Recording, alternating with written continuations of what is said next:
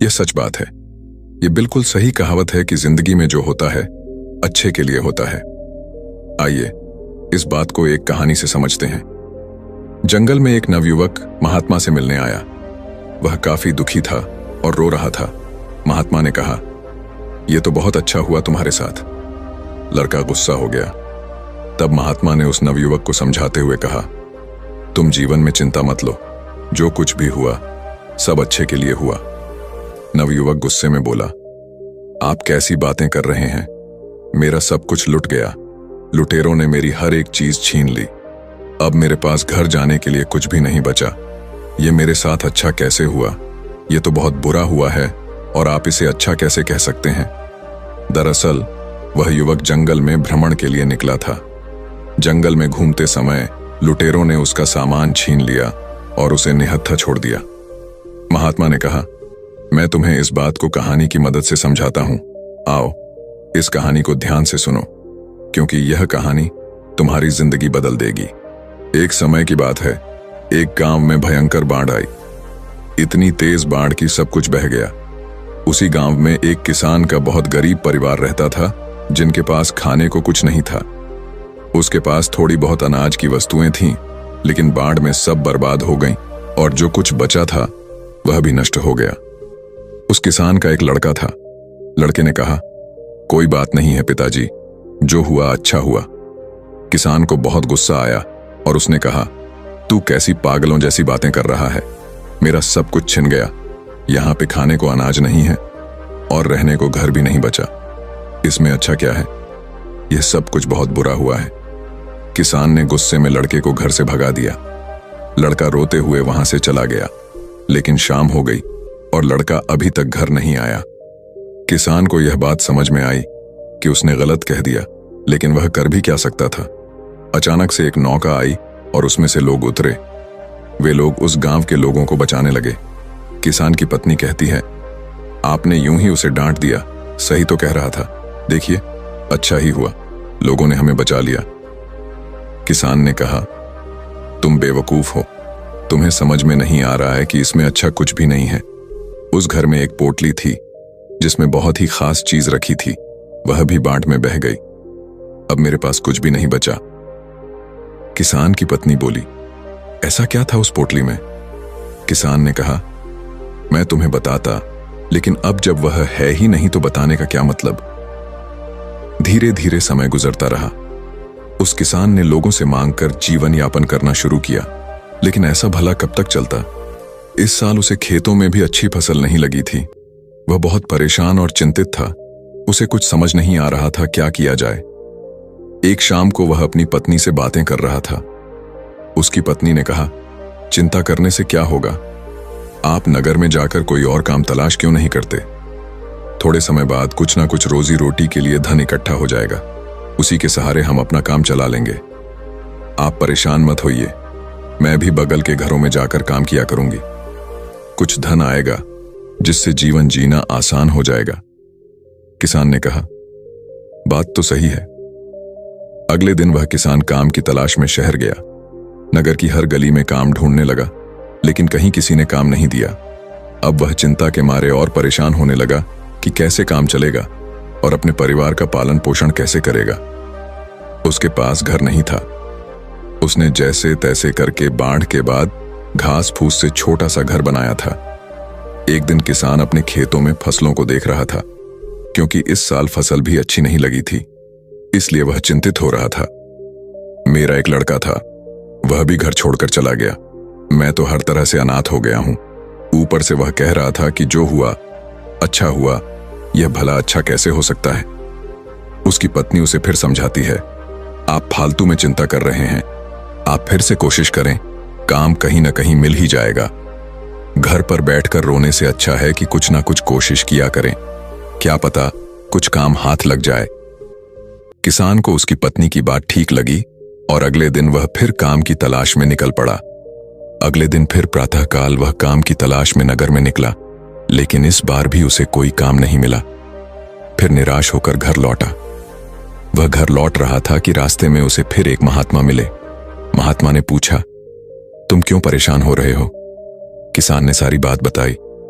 बाढ़ में मेरा सारा घर बह गया और मेरे पास खाने को अनाज नहीं है, रहने को घर नहीं है।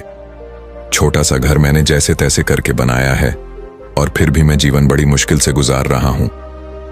महात्मा ने कहा, परेशान होने वाली क्या बात है? किसान ने कहा, परेशान होने वाली बात यह है कि मैंने गुस्से में अपने लड़के को डांट दिया था और वह उस दिन से घर छोड़कर चला गया। महात्मा ने कहा, तभी तो मैं कह रहा हूं, जो हुआ अच्छा हुआ। किसान को फिर गुस्सा आया और बोला, आप ऐसी बातें कैसे कर सकते हैं? मैं इतना परेशान हूं, मेरा सब कुछ छीना हुआ है, मेरे पास खाने को कुछ भी नहीं है, मेरा लड़का भी मेरा साथ नहीं दे रहा और वह भी घर छोड़कर चला गया। इसमें क्या अच्छा है और क्या अच्छा हो सकता है? यह तो हर तरह से बुरा है। महात्मा ने कहा, सब्र रखो, हर सवाल का जवाब समय आने पर मिल जाएगा, तुम परेशान मत हो। महात्मा वहां से चले गए।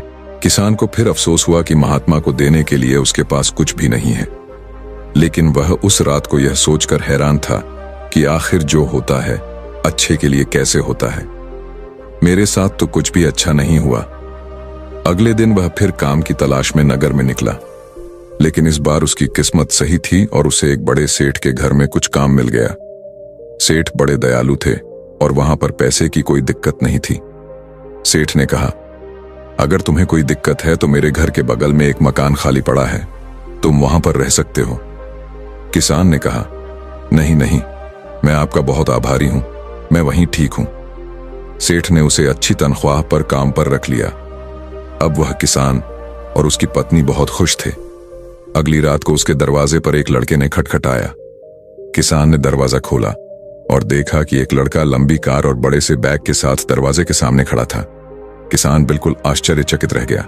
उसे समझ में नहीं आया कि यह कौन है। लड़के ने कहा, पापा, मैं हूं आपका लड़का। किसान हैरान रह गया, आखिर यह कैसे हुआ? ये क्या चमत्कार है? लड़के ने कहा, आपने घर बदल लिया, हमें बताया नहीं। मैंने गांव वालों से पूछा तो उन्होंने बताया कि अब हमारा घर यहां है। दरअसल मैं उस दिन यहां से निकलकर दूर शहर में काम की तलाश में गया था।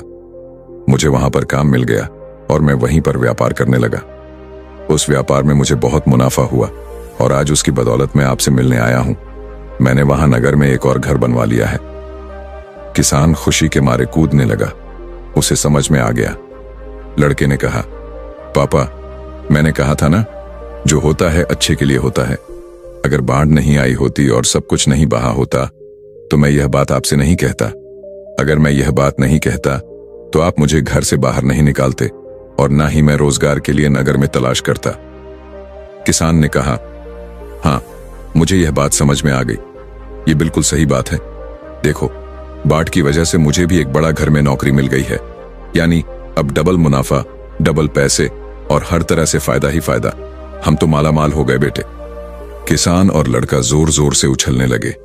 कहानी के बाद महात्मा ने उस नवयुवक को समझाया, जिंदगी में एक बात याद रखना, इंसान की सोच इतनी बड़ी नहीं है कि वह कुदरत के फैसले को समझ सके और ना ही यह जान पाए कि उसके साथ जो हुआ वह अच्छे के लिए हुआ है।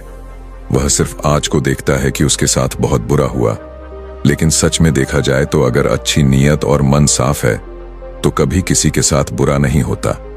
महात्मा ने उस नवयुवक को समझाया, जिंदगी में जब भी तुम्हारा बुरा वक्त आए तो एक बात हमेशा याद रखना कि यह वक्त गुजर जाएगा। इस बात को तुम याद कर लेना कि समय कितना भी बुरा हो, तुम्हारी जिंदगी में कितने भी दुख या फिर मुसीबतों का पहाड़ क्यों ना हो, एक वक्त बाद सब ठीक हो जाता है और सब आसान बन जाता है। बस वह समय बुरा होता है। इसलिए बुरे वक्त से लड़ने की आदत डालो और बुरे वक्त में ऐसा कोई भी कदम ना उठाओ जिसकी वजह से तुम्हें बाद में पछताना पड़े। अगर कुछ बुरा होता है तो भी अच्छे के लिए होता है, लेकिन देर से ही सही उस बात का और उस सवाल का जवाब इंसान को मिल ही जाता है। जब इंसान का समय खराब होता है तो उसकी बुद्धि काम करना बंद कर देती है। इंसान का समय खराब होता है लेकिन समय ठीक भी हो जाता है। तब नवयुवक ने कहा, लेकिन ये सब तो ठीक है, लेकिन मेरा सब कुछ चोरी हो गया, इसमें अच्छा क्या है? अब तो मेरे पास कुछ नहीं है, मैं घर कैसे जाऊंगा? महात्मा ने कहा, दरअसल मुझे जंगल में कुछ मिला था, यह लो।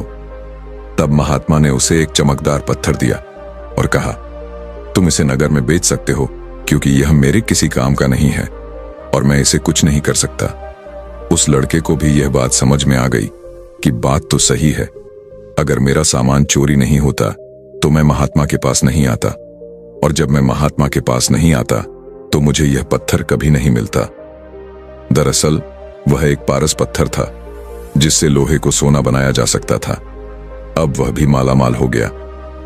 अगर आपको यह कहानी अच्छी लगी हो तो इस वीडियो को लाइक करें और ऐसी ही और कहानियां सुनने के लिए हमारे इस YouTube चैनल को सब्सक्राइब करें। तब तक मिलते हैं हम आपसे ऐसी ही एक और प्रेरणादायक कहानी के साथ। धन्यवाद।